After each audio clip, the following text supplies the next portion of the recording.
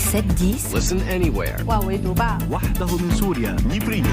sur France Inter. Géopolitique, Pierre Aski, bonjour. Bonjour Nicolas. Vous nous parlez, Pierre, de la guerre des cessez-le-feu entre la Russie et l'Ukraine. La guerre des cessez-le-feu, ça ressemble à un oxymore, deux concepts contraires. Et pourtant, on peut rivaliser dans la trêve comme dans le combat.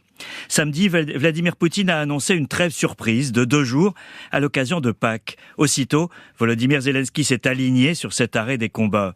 Mais Moscou comme Kiev ont fait état de centaines de violations de la trêve pascale de part et d'autre sur le front, même si les grandes villes ukrainiennes ont été épargnées pendant ces 2 jours. Ce n'est pas la première escarmouche sur la question du cessez-le-feu.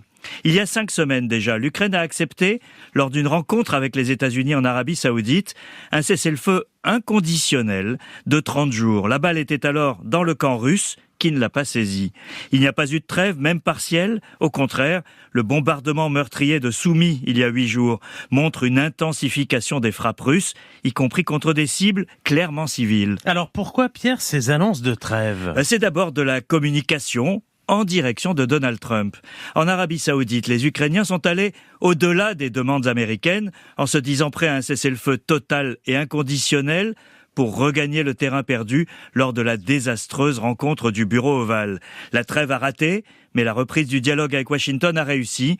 L'accord sur les minerais qui n'avait pas été signé lors du voyage de Zelensky à Washington devrait être conclu cette semaine. Cette fois, c'est Poutine qui envoie un message à Trump. 24 heures avant l'annonce de la trêve russe, le président américain s'était montré agacé par l'absence de progrès dans les négociations visant à mettre fin à la guerre en Ukraine. Le roi du deal, qui avait promis la paix en 24 heures, est dans l'échec et son administration a menacé de tout envoyer balader si ça n'avance pas.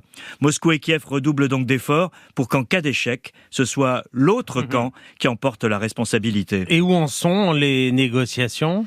Nulle part en fait, Nicolas. Moscou a maintenu ses demandes maximalistes à la fois pour garder ses conquêtes territoriales et, plus grave encore, s'assurer que l'Ukraine d'après sera démilitarisée et donc vulnérable. L'Ukraine et ses soutiens européens s'opposent à de telles conditions qui ont l'allure d'une capitulation.